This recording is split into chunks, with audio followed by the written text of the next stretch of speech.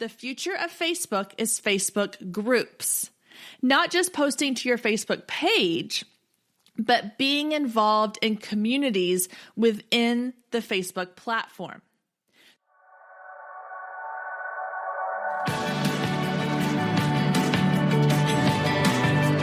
Welcome to the Girl Means Business podcast. I'm your host, Kendra Swalls. Over the last few years, I have built a business that allowed me to quit my 9-to-5, spend more time with the ones that I love, and live my best life. Now, I'm sharing everything I learned along the way with you. Each week, my guest and I will share actionable tips, tangible advice, and honest conversations to help you build your dream business. So get ready to take notes and put in the work, because this girl means business.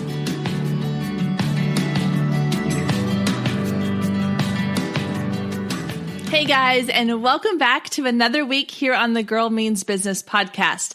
I'm so excited that you've tuned in this week as we are in the middle of our social media series. So far in this series, we have tackled Instagram and LinkedIn. And today, we're going to be taking a look at Facebook. But not just Facebook as we know it. We're going to be talking about the future of Facebook.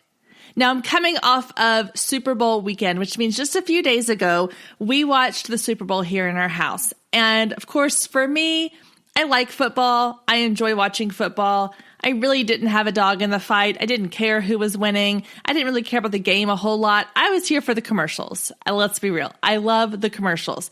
And I noticed that one of the commercials that ran during the Super Bowl was for Facebook.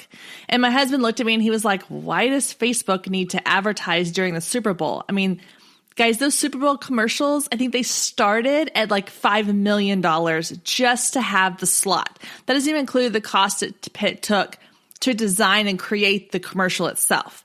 Just to purchase a commercial slot in the Super Bowl was $5 million plus. That's insane. So it did get me thinking, why would Facebook, this massive social media platform that almost everybody already uses, why would they need to run an ad during the Super Bowl for what it is that they're offering? So I went back and I paid really close attention to what the ad was. And the ad was not just advertising Facebook. It was advertising Facebook groups. Now, I've talked about this a little bit in a previous episode where I talked about the things you should be doing on Facebook right now. And I 100% believe that Facebook is driving people to join groups. What they have noticed is that they want people to engage on their platform, not just click on their app and scroll through mindlessly liking random comments or posts. They want people to be actively engaged on their platform, which means that people are going to be spending more time on their platform. And to do that, people are joining Facebook groups. So the commercial they created was all about how no matter what interest you have, there's a Facebook group for you. And in that moment of rewatching that commercial, I realized that's the future of Facebook. The future of Facebook is Facebook groups. Not just posting to your Facebook page, but being involved in communities within the Facebook platform. So today I want to talk about how to create groups for your own business and how to be active in other groups to help promote and grow your business. Now, today I want to look at the two different ways that we can specifically use groups to grow our business. And the first one is by joining other people's groups. And the second one is by creating your own group. So we're going to look at these separately and we're going to talk about how each one can help us to grow our business. So let's start by looking at the groups that we can join.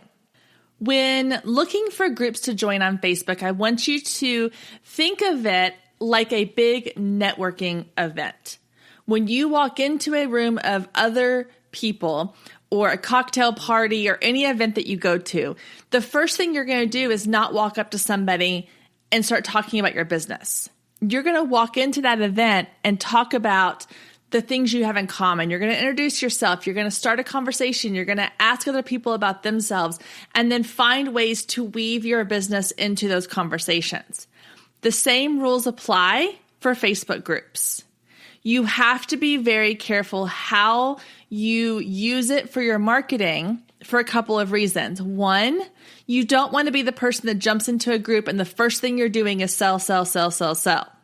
That is a really quick and easy way to, one, get kicked out of the group, and two, to ostracize yourself from everybody in that group, because now you are known as the person who pushes a product or a service. You're not there for the right reasons. So when you go into a Facebook group and you join this group, one, make sure you know the rules.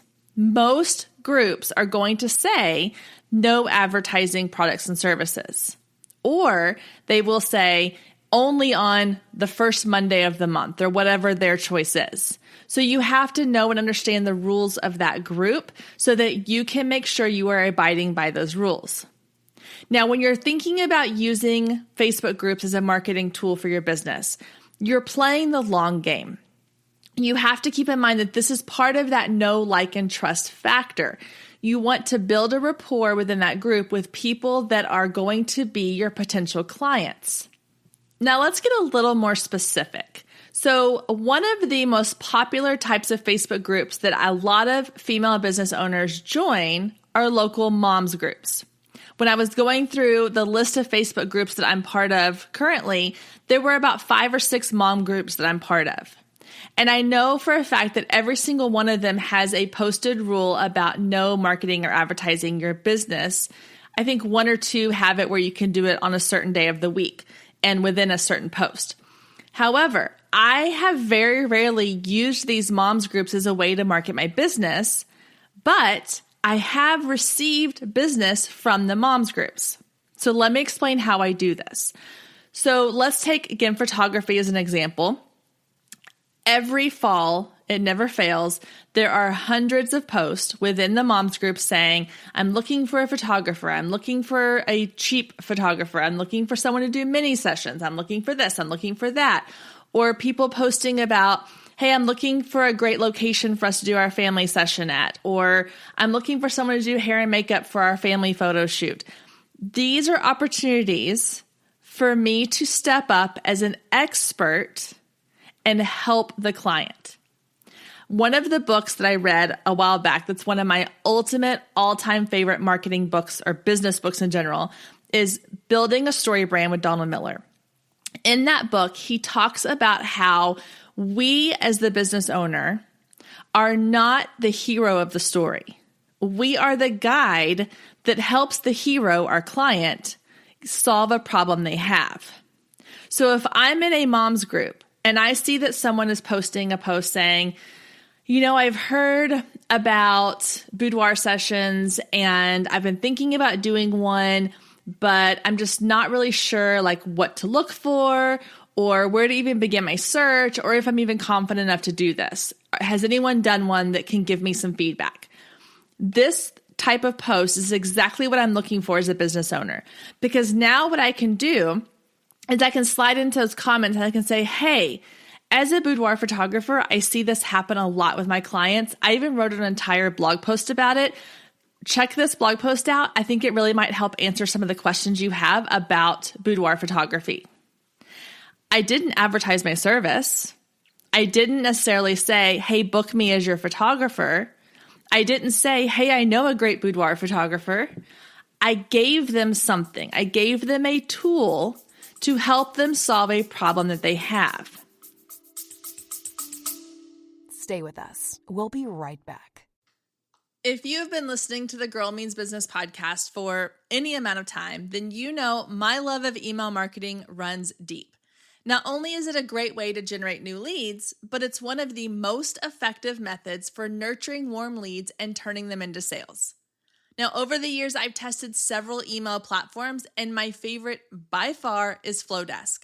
Not only do they make email marketing simple and easy, even for the technically challenged, but they have everything you need to create stunning emails, capture leads, make sales, and automate the entire process, giving you time back in your busy day.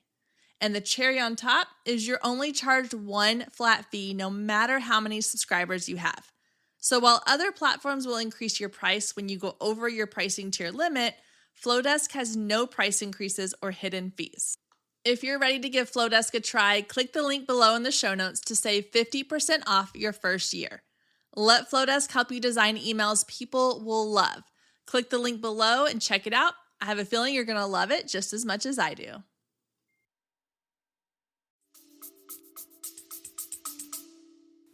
I was the guide that is hopefully going to help them solve their problem. Now, if she clicks on that link, it's obviously going to take her to my website where the blog post is, where she can find more information about the photography services that I offer. But I'm not directly saying, here is my information. I'm saying, here is a resource I've created that might help you with the problem that you have. So as a business owner, this goes back again to the idea of provide content that is going to help your client solve a problem. Create content that's going to be valuable to them. Because if you have a bank of content that you can be posting into these groups, you are going to become known as a resource for the people in that group. So what happens is that mom who posted, or that woman who posted, I'm thinking about doing a boudoir session. Has anyone done this? What advice do you have? I share that link. I share the blog post. She's not the only one seeing that now. Everybody else who's reading that, who has also thought, well, I've been thinking about doing a boudoir session too, but I wasn't going to say anything because it's too personal. It's too embarrassing. But now they, instead of me just saying, I'm a boudoir photographer, check it out, my link, I'm now saying, hey, to everybody in this group who has ever been interested in this topic, here is an article for you to go read. And so now I've become an expert in the field. And when someone else who saw that in that group then sees somebody else post in another group that they're part of, hey, I'm looking for a boudoir photographer, hopefully they're going to think of me because they saw that I'm not just out there to advertise my services. I'm here to help give you information. I'm here to guide you to the solution you're looking for. So in a nutshell, that is my strategy for marketing my business, for advertising my services within Facebook groups without breaking their rules. I have created a toolbox of resources that at any given moment I can pull out and say, hey, this fits the need that you have. Let me help you. And it just so happens that it's also very subtly giving them my business information. So within your niche, within your industry, you need to figure out what you can provide people within these groups that you're part of with content or information that's going to help them solve a problem. Now, aside from just sharing links, the other thing I try to do to help become an expert within that group is comment and be part of a conversation whenever it's around a topic I know that I can help with. Another way to do a similar thing is to just leave comments on things, to start sharing your expertise in little bits and pieces, sort of leaving a breadcrumb trail to what you do. So for example, let's say that you are a florist, and so you know about plants and flowers and gardening and all these topics that are interesting and you're passionate about. And so maybe you see someone posting, hey, I'm looking to redo my flower beds. I don't know what's a great local plant that's going to survive the Texas summer heat. As someone who has that knowledge to share, jump in there and leave a comment. Every time you leave a comment, you are putting out another breadcrumb. You are having something associated with your name that's setting you up as an expert. So every time you comment with your name and your photo and your little piece of advice, the people in that group who are regular users who are going to read through all these questions and answers are going to start to recognize your name. And they're going to start to associate you with what it is that you do, even before they know you do it as a profession. The cool thing you'll start to see happen is that people you didn't even realize were paying attention are then going to recommend you when someone asks for a recommendation. So if you're that florist and you've been giving people advice about flowers and designs and gardening and tips and all this kind of stuff, and somebody else has been quietly paying attention to the advice that you're giving and has put all of it together thinking, she knows what she's talking about. And maybe they've seen you post a link to a blog post that you wrote on your website, and they realize that now you have a flower design business. They might be the one to refer you even when you don't realize someone's looking for it. I've had this happen multiple times where someone will post in a mom's group asking for a boudoir photographer. I didn't even see the post because I haven't been on Facebook that day, but somebody else in the group who knows that's what I do and has seen me comment and share then refers me within that or tags me within that post, where then I can go follow up with a thank you so much. That's so sweet of you to refer me. And now it looks even better because I wasn't the one who referred me. Someone else did. I now have the know, like, and trust factor. I now have the social validation that somebody else thinks my work is worth sharing. So again, this is all a long game. This is not something that's going to happen within just a couple of days. It's all part of a larger marketing plan, but it's planting these little seeds along the way. And if you're like me, you're on Facebook, you're in these groups, you're seeing these posts anyway, you might as well use them to your advantage. So going into these Facebook groups, you need to make sure that you are interacting, you're engaging, and you're being part of the community, even if it doesn't feel like it's moving your business forward right away. It's going to pay off in the long run. Being consistent and showing up. You'll hear me say this a lot. You heard me say it a lot in the Instagram episode. Be consistent, show up, offer something of value. Now, this is the part where I'm sure some of you are thinking to yourself, okay, Kendra, you've been talking about moms groups. I'm not a mom. Moms groups aren't where my client is at. What other kinds of groups do I join? Okay, glad you asked. Here is kind of my rule of thumb. 1, know your ideal client. You've heard me preach this in several episodes. You have to know your ideal client because that's going to help you know what groups your ideal client is in. So if you know that your ideal client is a wine lover, then find local wine groups or wine groups in general if you are not just a local business, and join those groups. If your ideal client loves to travel, then join travel groups. If your ideal client loves running, join running groups. Even if that's not something that you personally are avid about or that you do, join those groups so that you can understand your ideal client better. This is a really great way to get into the mind of your ideal client. I'm not a runner, but if I join a running group, I can go in as a newbie and say, guys, I am not a runner, but I want to be. Teach me your ways. And you can make connections that way. People connect with people that they have something in common with. I see it all the time when I have clients come into the studio for my boudoir sessions. They sit down in the chair to do hair and makeup and they're nervous and they're anxious. They don't know what to expect. And we just start talking and we find something that we have in common, whether it's being a mom or music that we like or something that's happened in our lives that we can both relate to. And all of a sudden the walls come down.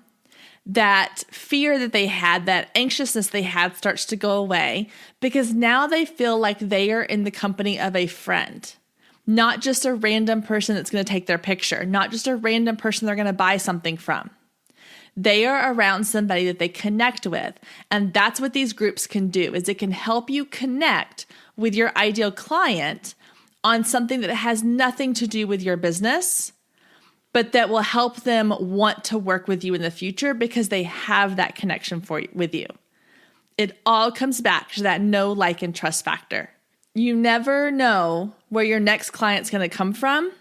And so having those connections is so helpful. And guys, with the way that Facebook has done these groups and with how huge our world is now, we can connect with so many more people than we ever could before. So use this to your advantage. And lastly, let's talk about etiquette of Facebook groups. You want to make sure the number one thing that you do when you go into a Facebook group is that you know and abide by the rules they have set in place.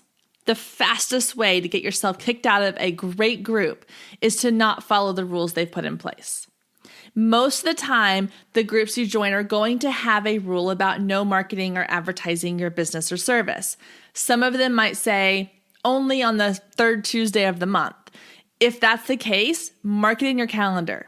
Make a note of the fact that, okay, on the third Tuesday of every month, I can go in and post about my business, and you do it regularly. If they say none at all, that's fine. We talked about strategies. We know how to get our information out there in a subtle way without advertising our business directly. So you want to make sure that above all else, you are following the rules they have put into place. You also want to make sure that you are choosing your groups wisely. Guys, don't just join any and every group that looks like it might be the one for you. It's quality over quantity. Find the groups that your ideal clients are part of and join those, and make sure to spend the time and energy in those instead of trying to join 50 groups and rarely posting in any of them. Find the ones that are going to be the best fit for you. And if you join a group and it's not a great fit and you find that it's not your ideal clients, then you have the ability to leave the group. That's the great thing about these groups, guys. You're not locked in for life. So if you find that one's not right for you, move on to the next one. Okay, so now let's move on to the how and the why behind creating your own Facebook group for your business. Now, my rule of thumbs for why you would need to create a Facebook group are: one, if you see that there is a gap somewhere in the types of groups you're finding on social media, there's a need for something that you can offer that's not already out there.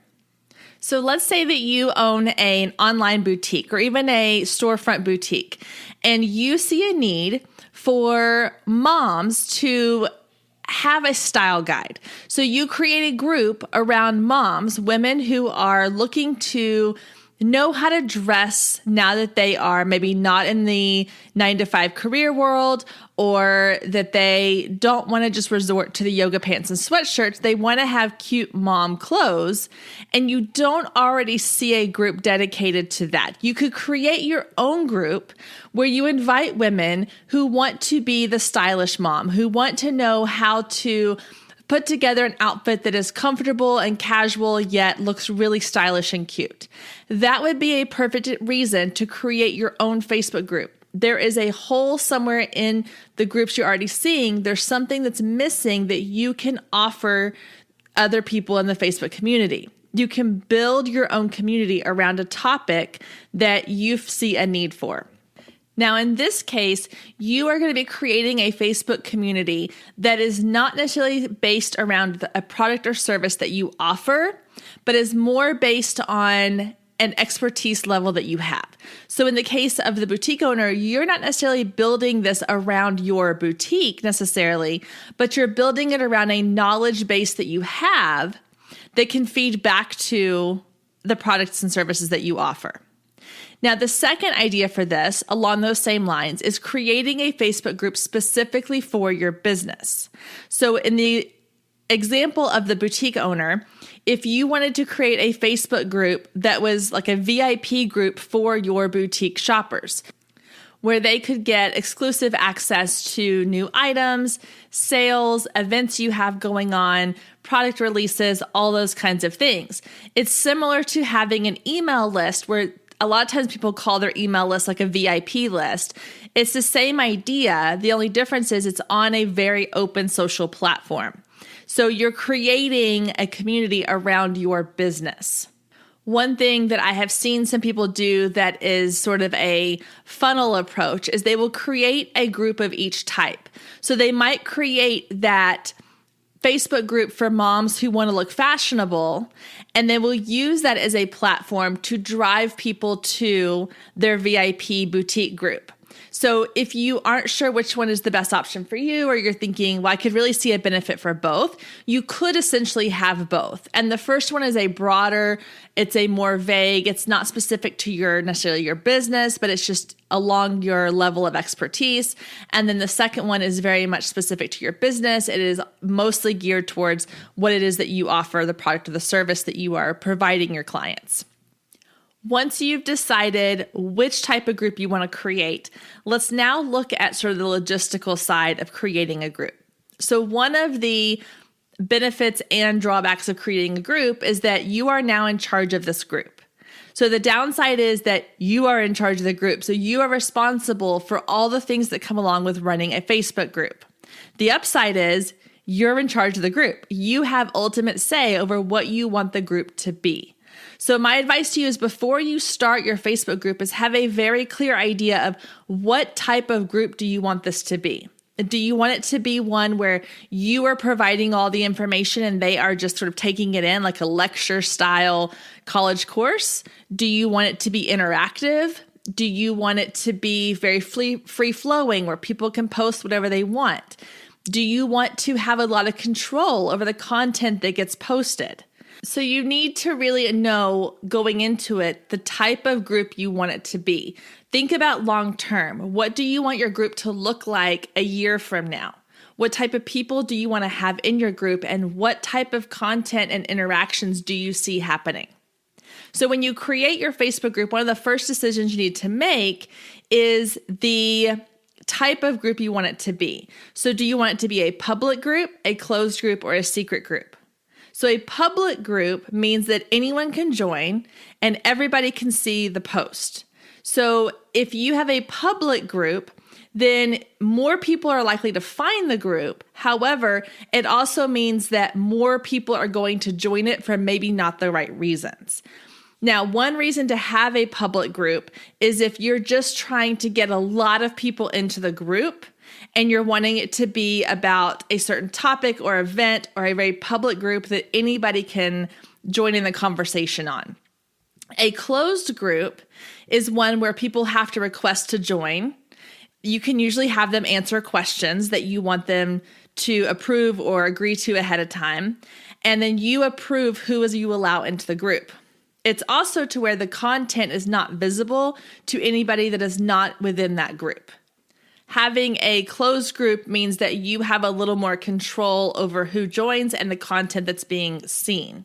This is definitely one I would suggest for most businesses. If you're creating a Facebook group around your business, then I would definitely make sure that it is a closed group. Now, the third one is a secret group. Now, the difference between a secret group and a closed group. So a secret group is not one that can be found just by searching on Facebook. So let's say that you have created a Facebook group that you're calling Fashion Forward Mamas. Okay, well, anybody can go into Facebook and search Fashion Forward Mamas and your group's going to pop up. It's also going to pop up in some of the suggested groups. If you've been scrolling through Facebook before and you'll see off to the right, it'll say suggested groups, other groups you should join based on the groups you're already in. Your group, if it's a closed group or a public group, will show up in those. A secret group means that you have to actually invite your members into it. It is not searchable within the Facebook app or Facebook website. So it's definitely really for something that you want to keep very, very private. An example of this might be that if you are a boudoir photographer and you are posting content that is very sensitive and personal, then you may not want it to be a searchable group. You want to keep it secret. You want to keep it very private so that only people you have invited into that group know about it, know how to find it, and are able to join it. Once you've decided the type of group you want to have and your group is up and running, the next thing you want to do is create a description and any rules that you want your members to follow. So the description is usually where I would suggest telling a little bit about what the group is and who it's for. So let's use the example of the Fashion Forward Mamas group. In the description, you might say something like, this is a group dedicated to helping mamas who want to look great while still being comfortable chasing their little one around the playground. In this group, we are going to talk about fashion tips, wardrobe ideas, etc., etc. Then you might continue with the rules. The rules are what you are willing to accept and not accept. So if you do not want people posting links to their online boutiques or their services that they offer for wardrobe styling, then you need to let them know in the rules. Say, we do not allow self-promotion in the post. If you would like to promote a product or service that you offer, we will allow that the first Monday of the month. However you want to say it, but be very clear in what you expect. This is also a great place to list out the things that would be grounds for removal. So I'm in a lot of Facebook groups that talk about that we do not allow you to call out other businesses by name in any demeaning way.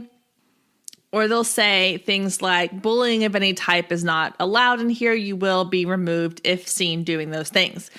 One suggestion I have is to go look at the groups that you're a part of, especially ones that you really feel like are a great representation of what you want your group to become, and see what rules they have posted or what guidelines they have listed so that you can use that as an example of how you want your guidelines and rules to be set up. Now, once you have all of this in place and you know exactly what you want your group to be like, you've got a great cover image, you've set it to whatever type of group you want, you've got your description, you've got your guidelines, then go ahead and create a couple of posts.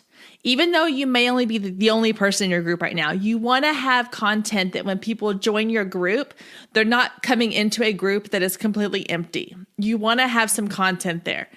Now, with Facebook putting a lot of emphasis on groups, one thing they've done that I think is really interesting is they have set up within groups a thing called units. So this is a way for you to catalog the content within your group. So again, going back to the Fashion Forward Mamas group, before you ever invite women into the group, you could go ahead and lay out some content within different sections or units that they can search through and read through as they come into the group. For example, you might have a whole unit that is on cute sweaters that you can wear to the park with your kids in the fall and the winter, or quick and easy makeup tutorials, quick and easy hairstyles, date night outfits for a night out with your husband, or the perfect girls night outfit for going out on a town with your friends. You could have all these different units and some post or blog post or files, images, whatever you want to add to those units. And then as new members come into your group, they have this catalog of topics they can search through.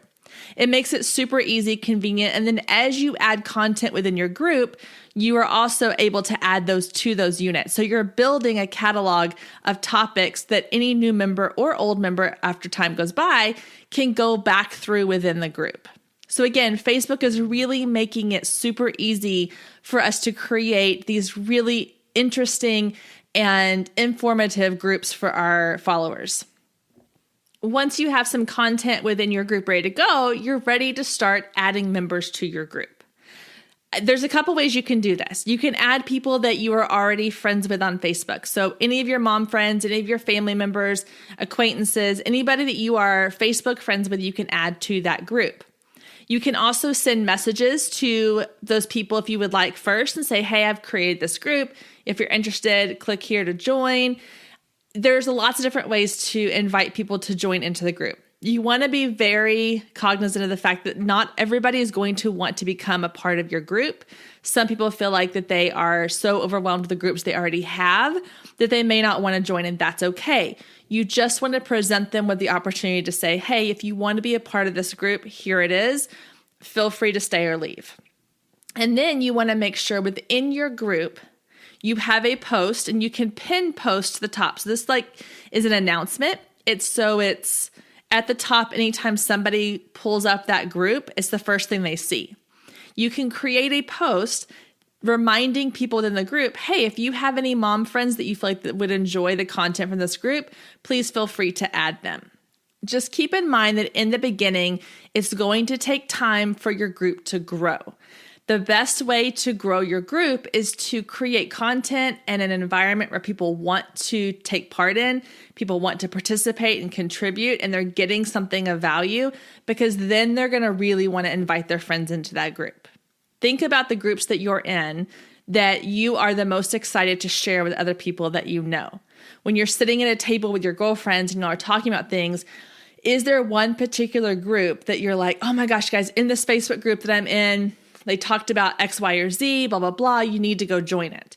You want that to be your group. So figure out what it is about the other groups that are so attractive and try to apply that to your group. The last thing you think about when it comes to creating your own Facebook group is the content. In order to have a Facebook group grow consistently, become active and stay active, you have to be consistently adding content to that group. Now, in the beginning, it's going to be a lot of just you adding content by yourself. You're not going to have a lot of people that are going to jump in and start adding content of their own, especially if you have it set to where you have to approve it first, because that's a barrier they have to go through. But they want to know what this group's about. Again, it's kind of like going to a cocktail party. There are going to be people who just kind of stand back and watch that aren't quite ready to just jump right into conversations yet. They're getting a feel for things. They're kind of seeing who everybody is. And then once they feel comfortable, they'll jump in. It's your job as the host of that party, the leader of the Facebook group, to set the tone, to get people engaging. So posting content that is fun, that's interactive, that's engaging, that's exciting, will get people motivated, will get people interacting. And then also posting content that is helpful, relevant, informational. Those are going to be the things that people are really going to come back for as well. So just keep at it. Even if at the beginning it feels like it's just a lot of you talking to yourself and talking to the wall, eventually it will pay off and you'll start having people organically want to interact within that group. All right, guys, so that does it on our conversation on Facebook groups. Hopefully you are encouraged, inspired, and ready to go out and start networking within those Facebook groups or creating your very own. I also encourage you to head over to our Facebook group, Girl Means Business. Join in our weekly conversations about these podcast topics, as well as tons and tons of other amazing topics about business, life, mompreneurship, entrepreneurship, all the things. So again, you can head over to Facebook and search for Girl Means Business and join our community there. All right, ladies, I will see you back here next week as we wrap up our social media series with an episode all about the power of Pinterest. I can't wait. So I will see you back here next week, same time, same place. If you loved today's episode, don't forget to click the subscribe button so you never miss when a new episode goes live. Then head over to iTunes and leave a quick review to let other people know just how much you loved it. Thanks, ladies. See you next week.